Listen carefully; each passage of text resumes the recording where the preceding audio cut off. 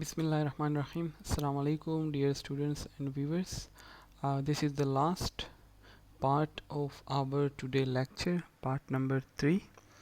In this part, we will elaborate our third protocol, and it is called ad hoc on-demand distance vector, or AODV protocol in short. Unlike the previous protocols that we studied in today's lecture, this protocol is on-demand protocol, or you can say a reactive protocol. Remember, three types of protocols: proactive, reactive, and hybrid. So previous protocols were proactive or table driven, and this protocol AODV is actually on-demand protocol or reactive protocol. Why it is called a reactive or on-demand protocol?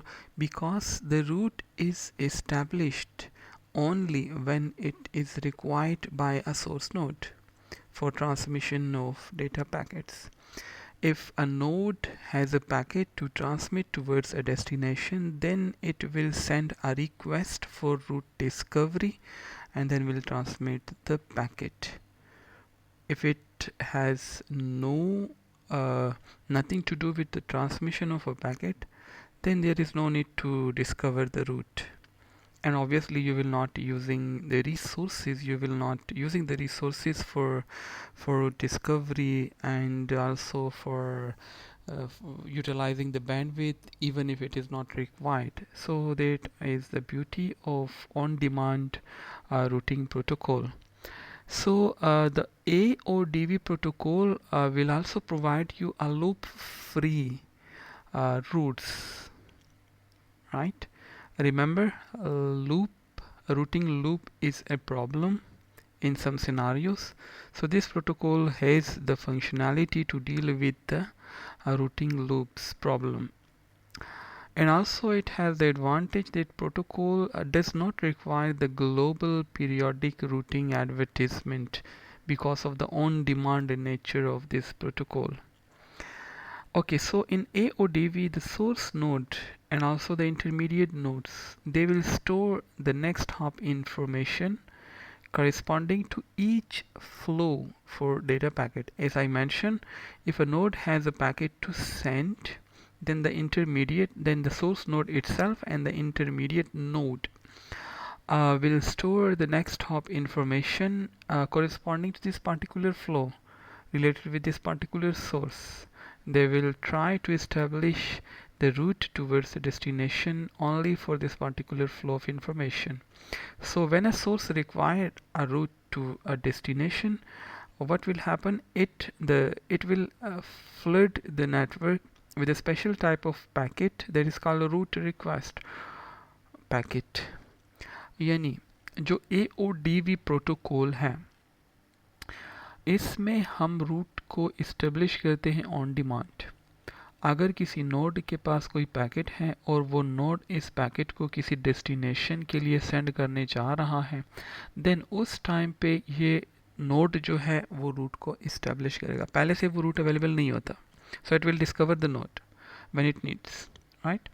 तो इस AODV protocol में जो आपके पास source node है जिसके पास message है transmit करने के लिए, और जो इंटरमीडिएट नोड हैं जो कि इस मैसेज को रिले करेंगे, मल्टी होप ट्रांसमिशन के ज़रिए डेस्टिनेशन तक कैरी करेंगे, they will require to store the next hop information. और ये इंफॉर्मेशन जो है ये सिर्फ इस पार्टिकुलर फ़्लो के लिए होगी. हो सकता है कि इसमें जो है वो फ्रीक्वेंटली जो है वो चेंज आ जाए.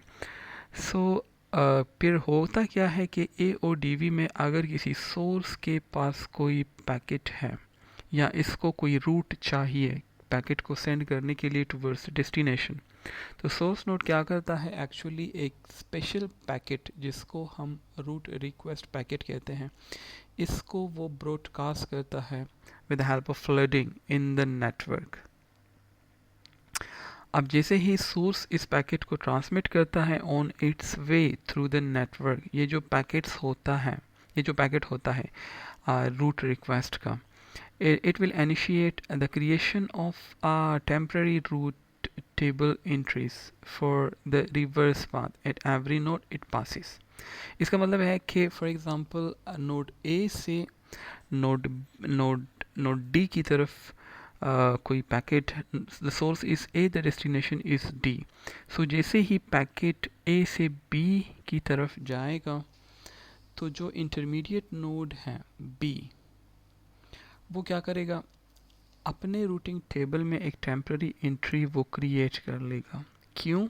क्योंकि हो सकता है कि रिवर्स यानी डेस्टिनेशन साइड से रिवर्स साइड से अगर कोई पैकेट आएगा तो किस तरफ को पता चलेगा कि मैंने ये पैकेट किस नोड की तरफ से आया है। सो रिवर्स पाथ के लिए इंफॉर्मेशन अपने पास रखना वो रिस्पॉन्सिबिलिटी होगी इंटरमीडिएट्स नोड्स की। यानी ये रिक्वेस्ट पैकेट जितने नोड से पास होगा, सारे नोड्स टेम्पररी इंफॉर्मेशन अपने रूटिंग टेबल्स में वो इंटर करेगी। किस लिए? ताकि डेस्टिनेशन से अगर सोर्स के लिए कोई रिवर्स साइड से कोई पैकेट आता है तो उनको ट्रांसमिशन करने में, उनको ट्रांसमिट करने में टुवर्ड द सोर्स वो आसानी हो। ओके, सो जैसे ही ये request, route request packet final destination तक पहुंचता है तो उसके बाद क्या होता है, there is another special type of packet जिसको हम कहते हैं रूट रिप्लाई पैकेट। डेस्टिनेशन की तरफ से सोर्स के लिए जो पैकेट आएगा उसको हम रूट रिप्लाई कहेंगे। वो यूनिकास्ट होगा, उसी रूट को फॉलो करेगा जिस रूट से रूट रिक्वेस्ट पैकेट आया था। और किस तरह वो सोर्स तक पहुंचेगा, जो हमने टेम्पररी एंट्रीज की है in the routing tables at each and every node while transmitting the request packet, उसी एंट्रीज की मदद से ये जो रिप्लाई पैकेट है ये सोर्स तक जो है वो पहुंचेगा। बाय यूजिंग दिस वे, कोई भी mobile node inside the mobile ad hoc network, it will become aware of the neighborhoods of its neighborhoods, कौन कौन से नोड इसके नेबरहुड में है, it will become aware। अच्छा, सेवरल टेक्निक्स के ज़रिए आप नेबरहुड्स के बारे में इंफॉर्मेशन कलेक्ट कर सकते हैं and one of the very famous technique is by using the hello messages. और इस हेलो मैसेजेस के बारे में काफ़ी डिटेल्स से हम इस पे पहले भी बात कर चुके हैं, so I will not go into further details of the hello message.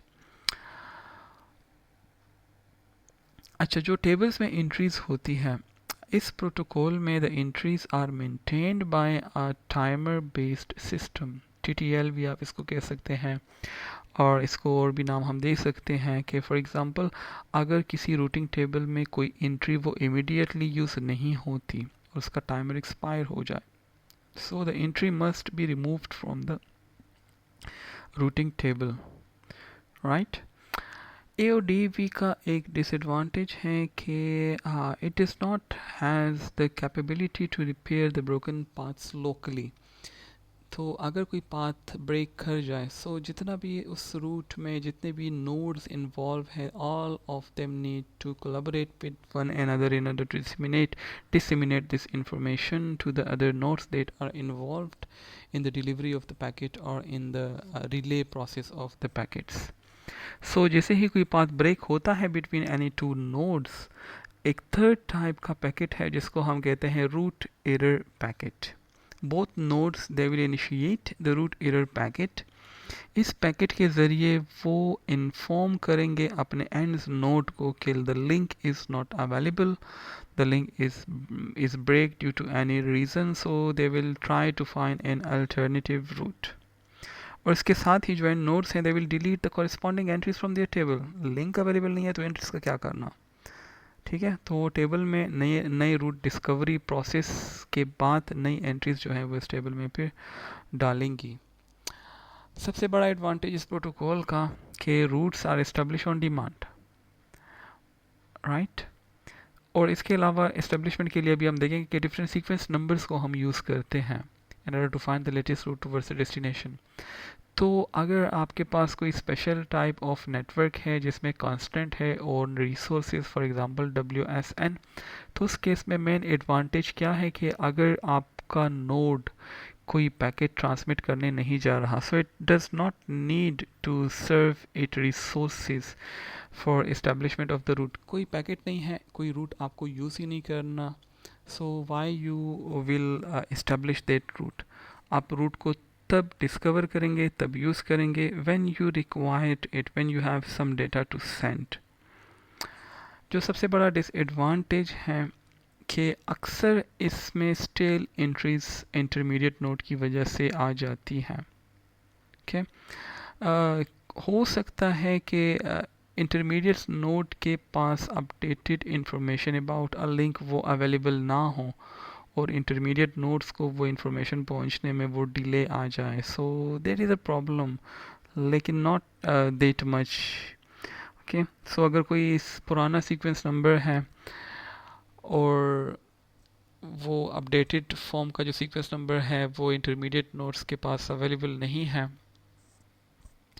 तो ये स्टिल इंफॉर्मेशन जो है वो प्रॉब्लम्स क्रिएट कर सकती है। Okay, so this is something about the ad hoc on demand distance vector protocol or AODV protocol. In protocols को, इस प्रोटोकॉल को हम pure on demand distance vector protocol भी कह सकते हैं। इस प्रोटोकॉल में जो आपके पास नोड्स हैं, actually they do not lie on the active paths. ठीक है, जिस तरह आपके पास प्रोएक्टिव में होता है कि जो आपके पास इंफॉर्मेशन होती है वो हमेशा अप टू डेट होती है। ठीक है, और हर एक नोड जो है वहाँ पे मेंटेन रखता है रूटिंग इंफॉर्मेशन को, इवन अगर उसने डेटा सेंड नहीं करना तब भी। इस केस में इस तरह नहीं है। A node does not have to discover and maintain a route to another node until the two needs to communicate. That is the beauty, the main advantage of this protocol, कि कोई से दो node किसी भी network topology में तब तक किसी रूट को डिस्कवर नहीं करते और मेंटेन नहीं रखते जब तक उनको आपस में कम्युनिकेशन करने की ज़रूरत नहीं पड़ती। राइट, यानी ऑन डिमांड सब कुछ होता है, रिएक्टिव नेचर है। When they need to communicate, they have to establish and maintain the path for communication. Advantage इसका एक ये भी है कि जो आपके पास डिस्कवरी पैकेट्स हैं वो आप सिर्फ उस वक्त पे ब्रॉडकास्ट करते हैं जब आप when you actually need them. Okay, और सिमिलरली जो आपके पास changes in the local connectivity वो आप तब डिसमिनेट करते हैं वो information when you need them. So that is the main advantage के आप अगर आपको कोई कम्युनिकेशन नहीं करनी, कोई पैकेट सेंड नहीं करना, so there is no need to discover the route, to establish the route and to disseminate the information with other nodes. अब इस प्रोटोकॉल में जो मेन चीज़ है वो पाथ डिस्कवरी की है, जो मेन चैलेंज है, क्योंकि पहले से पाथ अवेलेबल नहीं है, so you need to discover the path towards the destination when you need it. That is the challenge of this protocol, how to discover the path. So actually जो path discovery process है इस protocol का, that is actually initiated whenever a source node needs to communicate with another node. As I mentioned कि जब आपको communication की ज़रूरत होगी, किसी सोर्स नोड को कम्युनिकेशन की ज़रूरत होगी, तब वो नोड क्या करेगा, पाथ डिस्कवरी प्रोसेस इनिशिएट करेगा in order to find the path towards the destination, because the node wants to communicate. Now it's time to discover the path for the communication. And why the node will discover the route toward the destination? Because उसके पास routing information पहले से table में नहीं होती। वो क्यों नहीं होती? Because the nature of the protocol, जो प्रोटोकॉल हम स्टडी कर रहे हैं that is actually reactive in nature, और on demand प्रोटोकॉल है, तो पहले से रूट अवेलेबल नहीं है, पहले से रूटिंग इन्फॉर्मेशन टेबल में नहीं है, so it must have to initiate the path discovery process. अच्छा, इस पाथ डिस्कवरी प्रोसेस की डिटेल्स में हम नहीं जाते बिकॉज उसमें बहुत सारी चीज़ें हैं, बहुत सारे प्रोटोकॉल्स हैं, लेकिन कुछ इन्फॉर्मेशन, बेसिक इन्फॉर्मेशन मैं आपके साथ ज़रूर शेयर करूँगा। एंड दैट इज़ के every node maintains, path discovery process में हर एक नोड दो सेपरेट काउंटर्स वेरिएबल्स को यूज़ करता है। The first one is the sequence number and the second one is the broadcast ID, right. जो सोर्स नोड है पाथ डिस्कवरी प्रोसेस को इनिशिएट किस तरह करता है? सिंपली मैंने आपको बताया कि by broadcasting a special packet, और उस पैकेट को हम कहते हैं रूट रिक्वेस्ट पैकेट, राइट। और वो पैकेट ब्रॉडकास्ट करता है टुवर्ड इट्स नेबर, और उनके नेबर्स क्या है? जो वन हॉप नेबर्स हैं, जिनके साथ वो कम्युनिकेशन रेंज में है, या वो एक दूसरे के मैसेजेस को जो है वो रिसीव कर सकते हैं। तो जो पाथ डिस्कवरी प्रोसेस में जो रूट रिक्वेस्ट पैकेट है, इसमें बहुत सारे फील्ड्स हैं, इसमें बहुत सारी इंफॉर्मेशन होती है। फॉर एग्जांपल सोर्स का अपना address, why we need the source address, क्योंकि वापसी से जब डेस्टिनेशन सोर्स के लिए कोई पैकेट सेंड करेगा तो वो कैसे उसको पता चलेगा कि who is the sender. So source address is required.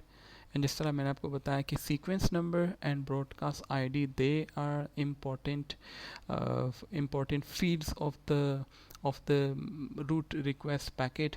इसके अलावा डेस्टिनेशन एड्रेस, किसके लिए ये सोर्स किसके साथ कम्युनिकेशन करने जा रहा है, what is the address of the destination node, and also what is the destination sequence number.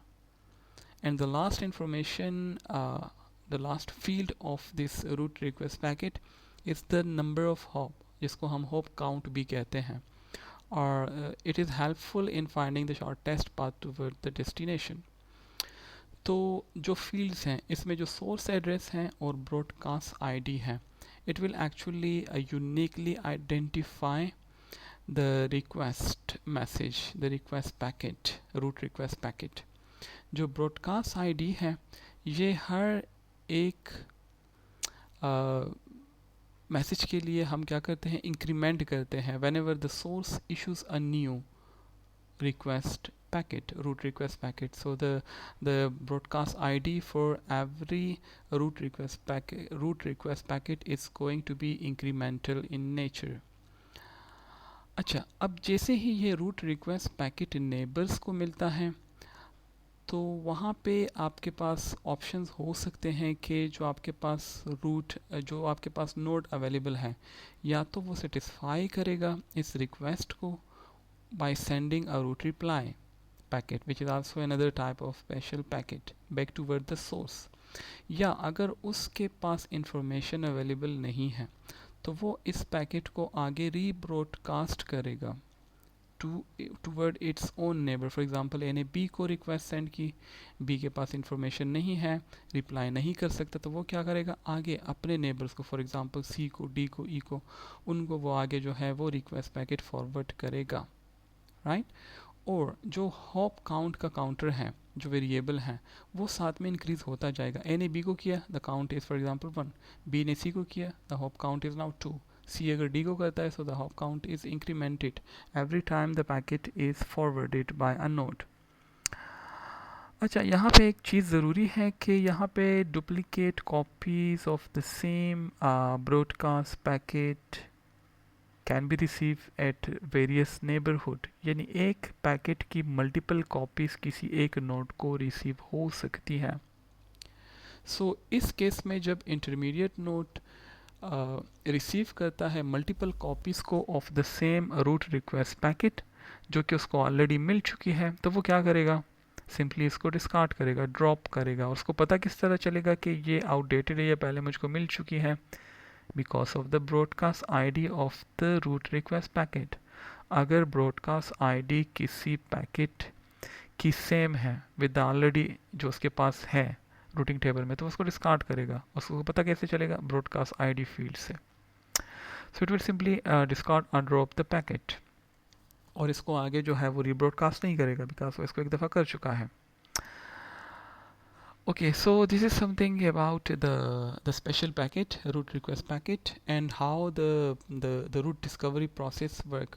इसके अलावा इस प्रोटोकॉल की और भी डिटेल्स हैं, अगर आप नेट पे इसको सर्च करें तो आपको इसका जो जो रिसर्च पेपर है वो भी मिल सकता है। उसमें इसकी पूरी ऑपरेशन किस तरह है, फॉरवर्डिंग पाथ को हम किस तरह क्रिएट करते हैं, फॉरवर्ड पाथ को, या किस तरह हम रिवर्स पाथ को सेटअप करते हैं, किस तरह हम रूटिंग टेबल को मैनेज करते हैं, पाथ को हम किस तरह मेंटेन रखते हैं, अगर कोई लिंक ब्रेक हो जाए तो उस तरह किस तरह हम अल्टरनेटिव लिंक को जो है वो क्रिएट करते हैं, वगैरह वगैरह। इन सब की डिटेल्स आपको मिल सकती है। For now let us see let us see an example कि किस तरह ये प्रोटोकॉल जो है वो वर्क करता है। A very simple example. So starting from some of the features कि हम बात करेंगे रूट डिस्कवरी की, पे मेंटेन किस तरह रखते हैं हम रूट को, and what is the role of sequence number in order to deal with the problems like routing loops and counting to infinity. So ये जो प्रोटोकॉल हैं इसके ऑपरेशन पे जिस तरह अभी मैंने आपको बताया, तो लेट अस रिव्यू अगेन कि किस तरह ये ऑपरेट करता है। सो फॉर एग्जांपल कोई नोड है और उसके पास कोई valid route to to the destination वो अवेलेबल नहीं है, तो वो नोड क्या करेगा, वो सोर्स क्या करेगा। A source, for example, A has a packet to send towards D, but A doesn't know how to send the packet. किस रूट को फॉलो किया जाए ताकि पैकेट जो है वो डेस्टिनेशन तक पहुंच जाए। सो सोर्स नोड क्या करेगा, सिंपली रूट रिक्वेस्ट पैकेट को क्या करेगा, वो फॉरवर्ड करेगा। ठीक है, which is a special packet जिस पे अभी डिटेल्स से मैंने आपसे उसकी डिटेल्स मैंने आपके साथ शेयर कर ली, उसमें कौन कौन सी फील्ड्स हैं और किस तरह वो काम करता है, वो इन्फॉर्मेशन मैं आपके साथ शेयर कर ली। अब होगा क्या, जैसे ही ये स्पेशल पैकेट इंटरमीडिएट नोड्स को मिलेगा, दो पॉसिबल केसेस हो सकते हैं। फर्स्ट, अगर इसके पास कोई वैलिड रूट टूवर्ड्स डेस्टिनेशन नहीं है, तो ये वन होप नेबर है, ये क्या करेगा, इस पैकेट को आगे फॉरवर्ड करेगा toward his own neighbours. Second possibility, अगर इस इंटरमीडिएट नोड के पास, अगर इस वन होप नेबर के पास कोई valid route towards the destination available है, तो ये क्या करेगा, अ स्पेशल पैकेट जिसको हम कहते हैं रूट रिप्लाई, वो क्रिएट करेगा और उसको सेंड करेगा टूवर्ड द सेंड बैक करेगा टूवर्ड्स द सेंडर। सो दो केसेस हैं, रूट या तो उसके पास उसको रूट का पता है या पता नहीं है। अगर पता है तो रूट रिप्लाई पैकेट सेंड करेगा, और अगर पता नहीं है तो उसी पैकेट को वो आगे फॉरवर्ड करेगा टूवर्ड इट्स ओन नेबर्स। और जिस तरह मैंने बताया कि अगर सेम पैकेट मल्टीपल टाइम किसी नोड को मिल जाए तो वो उसको सिंपली डिस्कार्ड करेगा। ब्रॉडकास्ट आईडी से उसको पता चल जाएगा कि ये पैकेट मुझे पहले भी मिला है, इसको मैं पहले भी रिस्पॉन्स दे चुका हूँ या आगे फॉरवर्ड कर चुका हूँ, so there is not need to take action again, तो वो सिंपली उसको डिस्कार्ड कर देगा। ओके, अब होता क्या है कि जो रूट रिक्वेस्ट पैकेट है, जब इसको फॉरवर्ड किया जाता है तो इसको फॉरवर्ड करने के साथ जो प्रीवियस नोड का एड्रेस है और इसकी जो अपनी ब्रॉडकास्ट आईडी है, वो नोड अपने पास स्टोर कर लेता है। ठीक है, फॉर एग्जांपल ए ने बी को पैकेट सेंड कर दिया, बी के पास रूट इन्फॉर्मेशन नहीं है, वो क्या करेगा, इस पैकेट को आगे फॉरवर्ड करेगा टूवर्ड्स सी। लेकिन फॉरवर्ड करने से पहले वो इस रूट रिक्वेस्ट पैकेट की जो एड्रेस है, सोर्स का एड्रेस है जिससे इसको ये पैकेट मिला है, उस नोड का एड्रेस अपने पास स्टोर कर लेगा, और इस पैकेट की जो ब्रॉडकास्ट यूनिक ब्रॉडकास्ट आईडी है वो अपने पास स्टोर कर लेगा। एंड इट इज़ हेल्पफुल अगर इस पैकेट के रिस्पांस में कोई पैकेट आता है, रिस्पांस पैकेट, तो इस नोड को पता होना चाहिए कि वो मैंने किसको जो है वो सेंड बैक करना है। So this information is needed to forward packet to the source from the destination. Okay, next point is के ड्यूरिंग ऑपरेशन अगर जो रूट रिप्लाई है वो पैकेट किसी नोड को नहीं मिलता, तो वो उसने एक टाइमर स्टार्ट किया होता है, और अगर उस टाइम के एक्सपायर होने से पहले अगर रिप्लाई आ जाए दैट्स फाइन, रिप्लाई नहीं आती तो ये नोड सिंपली क्या करता है, इस एंट्री को अपने टेबल से रिमूव कर देता है। अब रूट रिस्पॉन्स के केस में दो पॉसिबिलिटीज़ हैं, जिस तरह मैंने आपको बताया कि या तो जो इंटरमीडिएट नोड है वो रिस्पॉन्स करेगा, या जो फाइनल डेस्टिनेशन है वो रिस्पॉन्स करेगा। इंटरमीडिएट नोड कब रिस्पॉन्स करता है, जब उसके पास रूट इन्फॉर्मेशन अवेलेबल हो, और फाइनल डेस्टिनेशन कब रिस्पॉन्स करेगा, जब इंटरमीडिएट के पास रूट इन्फॉर्मेशन अवेलेबल ना हो। अब जैसे ही ये root request packet forward back आता है टुवर्ड द नोड, तो address of the previous node and it broadcast ID are also stored, और ये इन्फॉर्मेशन ज़रूरी है ताकि अगर कोई पैकेट है सोर्स से डेस्टिनेशन की तरफ आ रहा है तो उसको किस तरह डायरेक्ट किया जाए toward the destination, so this information is required. Now here is an example कि किस तरह रूट डिस्कवरी प्रोसेस जो है वो काम करता है. So let us see the protocol in real action by using this simple example. So we have different nodes. The nodes are termed from A to K, and the nodes are connected with the help of different links. So this is actually a graph, nodes connecting by different edges. Okay, now we have a source and we have a destination. The source is A and the destination is J. What is our objective? The objective is to discover the route from A to J by using A or DB protocol. What is the mechanism? What is the operation? A सबसे पहले क्या करेगा, broadcast करेगा अ special packet को. उस packet को हम क्या कहते हैं, रूट रिक्वेस्ट पैकेट. एंड एक इनिशियल सीक्वेंस नंबर कह लें आप, या TTL टाइम टू लिव कह लें, दैट इज इक्वल टू 1. और इस TTL को हम यूज़ करते हैं in order to deal with the loop routing loops problem. जो स्टार्ट में मैंने आपको बताया था कि ये प्रोटोकॉल प्रॉमिस करता है कि जो रूटिंग लूप प्रॉब्लम है उसको ये हैंडल करेगा with the help of this special value, special variable that is called TTL. तो इसकी इनिशियल वैल्यू 1 है. तो सबसे पहले काम ये प्रोटोकॉल क्या करता है कि जो सोर्स नोड है जिसको रूट डिस्कवर करना है टुवर्ड द डेस्टिनेशन, वो सबसे पहले एक स्पेशल पैकेट को ब्रॉडकास्ट करता है toward it's one half neighbour. अब ए के वन हाफ नेबर कौन कौन से हैं, that is B, C and F. So the packet has been received by B, by C and by F with initial TTL value of 1. Okay. अब दूसरा काम क्या होगा, जो नोड्स जो नेबरहुड्स में हैं सोर्स के, जिनको ये रूट रिक्वेस्ट पैकेट मिला है, वो क्या करेंगे, they will establish a reverse route to the source. अब ये रिवर्स रूट हमें क्यों चाहिए, ताकि अगर डेस्टिनेशन सोर्स के लिए कोई पैकेट सेंड करना चाहे तो वो इस रूट को फॉलो कर सके. They are like the footprints for the reverse process, reverse transmission of the messages from destination toward the source.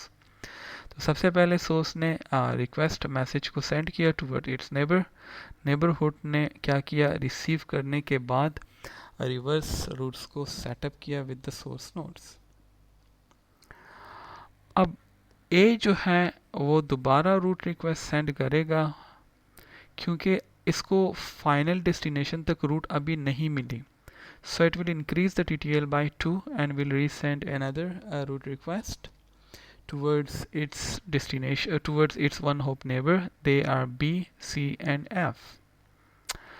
अब इस केस में जो B, C and F है वो क्या करेंगे, they will, चूंकि उनके पास फाइनल डेस्टिनेशन का उनको नहीं पता, so they will actually rebroadcast the route request packet towards their neighbors. F के नेबर में क्या है, G है. C के नेबर में क्या है, E है और D है. और B के नेबर में क्या है, देयर इज D और C एंड A. कुछ को तो वो पहले रिस्पॉन्स कर चुका है. अगर दोबारा फॉर एग्जांपल C को ये पैकेट आएगा तो वो आईडी से उसको अंदाज़ा हो जाएगा कि ये पैकेट तो मुझे पहले भी मिला है, तो वो उसको डिस्कार्ड कर देगा। लेकिन जिनको नहीं मिला वो इसको एक्सेप्ट कर लेंगे। So F, C and B, the neighbours of the source node A, they will actually rebroadcast the root request packet. It is a special type of packet. अब यहाँ पे आप देख सकते हैं कि जो जिस तरह मैंने बताया कि जो B, C एंड F हैं उनको ये मैसेज मल्टीपल टाइम मिलेगा, तो वो क्या करेंगे एक्चुअली इसको ब्रॉडकास्ट करेंगे आगे, और जिनको मल्टीपल टाइम मिले वो उसको इग्नोर कर लेंगे। ओके, अब ए क्या करेगा, रूट डिस्कवरी प्रोसेस को कंटिन्यू करेगा, टीटीएल को इंक्रीज करेगा, पावर ऑफ 2, 2 के बाद 4 है, so TTL this time is 4। Again route request packet को सेंड करेगा toward its neighbour that is B, C and F. वो उसको आगे फॉरवर्ड करेंगे towards their neighbour, and then they will forward them, for example जो आपके पास जी हैं और ई हैं उनके नेबर्स। तो आप देख सकते हैं कि the neighbour of E R H, J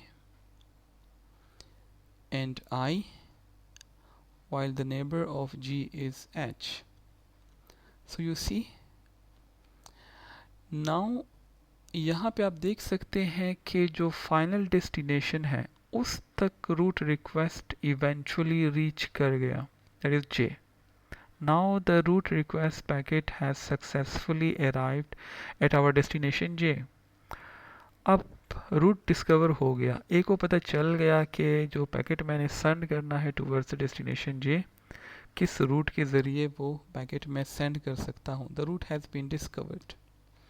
now next step इसके जो जे है, अभी कोई कम्युनिकेशन ट्रांसमिशन एक्चुअल मैसेज की नहीं हो रही, we are just discovering the route from one side.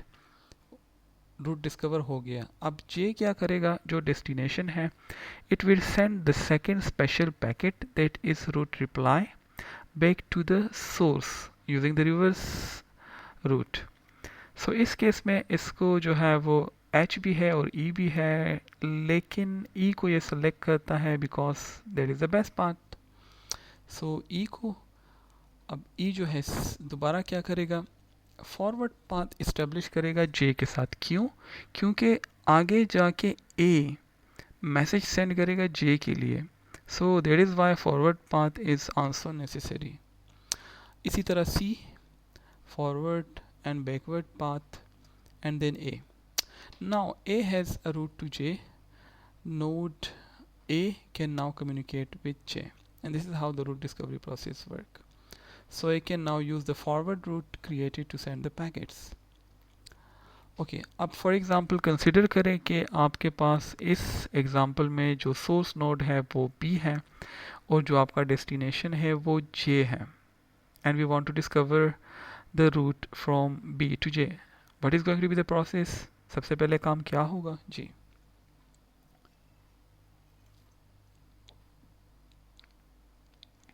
B क्या करेगा, it will broadcast a special packet that is the root request packet toward its neighbor. B के नेबर कौन कौन से हैं, A, C एंड D। वो क्या करेंगे, रिप्लाई करेंगे, ठीक है।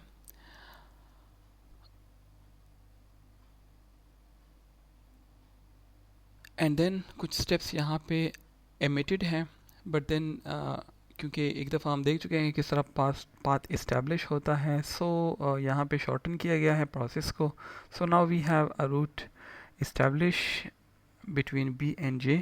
बहुत सारे ऑप्शंस हैं लेकिन B सेलेक्ट करता है इसको because it is the best possible route available, जहाँ पे जो नंबर ऑफ हॉप्स हैं वो सबसे कम है, and that is through C and then E, and finally the packet will arrive at J. It same is the case with this example. Here your source is A and destination is J. We already see how the route is going to be established, discover, and how the forward path and backward path are going to be established.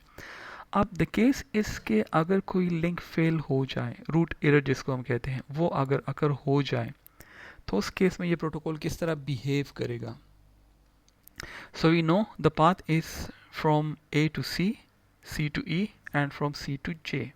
Data is flowing between A and J by passing through intermediate nodes C and E. For example, the link that joins E with J is break. अब ये break किसी भी वजह से हो सकता है. For example, radio frequency जो है वो सिग्नल स्ट्रेंथ डाउन हो गए, नोड मूव करता है, अपनी लोकेशन को चेंज करता है, कोई एरर आ जाता है, कोई हार्डवेयर फेल हो जाता है, या नोड खुद जो है वो फेल हो जाए, किसी भी वजह से the link is not available. Now we need to inform the A, okay, about this link breakage. So all nodes maintain a precursor list of nodes who might use a link. और ये हमने देखा कि किस तरह वो information को store करते हैं. ये लिंक अब अवेलेबल नहीं है, so the information is sent back to A. E ने सी को बताया, सी ने ए को बताया, इन्फॉर्म करो ए को, सोर्स को, कि the link is not available any more. अब ए क्या करेगा? ए ने तो ट्रांसमिशन करनी है with J. For example, the node is alive but the link is fail. So A क्या करेगा? It will find alternative ways to reach towards J. How? Again the same process, route discovery. A क्या करेगा? Send करेगा किसको? A will broadcast a special packet, root request packet, towards its one hop neighbor, that is F, C and B. फिर वो जो है response करेंगे, उस पैकेट को आगे फॉरवर्ड करेंगे towards their one hop neighbour, that is J, E and D, and then वो आगे फॉरवर्ड करेंगे. And then alternatively we will find another link. हो सकता है कि from A to F, G, H and then J, or maybe from A to C and then E and then I and then K and then J, or maybe from A to C, D, I, K, J, or maybe A, B, D, I, K, J. Whatever the route is, the process is same. लेकिन हम new root को discover कर सकते हैं if an existing link वो हमारे पास अगर काम नहीं कर रहा. So this was about our third protocol, and the protocol is AODV. So let us summarize. आज के लेक्चर में हमने बेसिकली 3 प्रोटोकॉल्स को for mobile ad hoc network detail से पढ़ा along with examples. Our first protocol was WRP, wireless routing protocol. ये protocol हमारे पास जो था वो टेबल ड्रिवन अप्रोच को, जिसको हम प्रोएक्टिव भी कहते हैं, उस कैटेगरी में आता है. And that is one of the pioneers protocol being designed for mobile ad hoc network. Our second protocol जो कि हमने पढ़ा, that is called OLSR, a very famous protocol. सिर्फ मोबाइल एडहॉक नेटवर्क के लिए नहीं, अदर टाइप ऑफ नेटवर्क्स के लिए भी ये अवेलेबल है. For example 1.8, for example flying area network and so on, उस पे वहाँ पे भी इसको यूज़ किया जा रहा है. This is also a table driven approach को ये फॉलो करता है. प्रोएक्टिव प्रोटोकॉल है. रूट्स पहले से अवेलेबल होते हैं for all the known destination inside a network. And then finally our last protocol जो कि हमने देखा, that is called AODV, ad hoc on demand distance vector protocol. Actually this protocol is different from the previous protocol in the sense that it uses a different approach, and that is called on demand approach or reactive protocol. यानी जिस तरह ये roots को establish करते हैं for sending the message from source to destination, that is different from the previous approaches, right? वहाँ पे root पहले से अवेलेबल होता है. यहाँ पे रूट इस्टेब्लिश होता है only when it is required by a source for transmission of data packets. हमने देखा कि इस प्रोटोकॉल में different types of special packets होते हैं हमारे पास, which are helpful in establishing और discovering a path and maintaining the path. And those packets are route request packet, root response reply packet, and then we have a root error packet. यहाँ पे हम hello messages भी use करते हैं in order to discover the neighbors.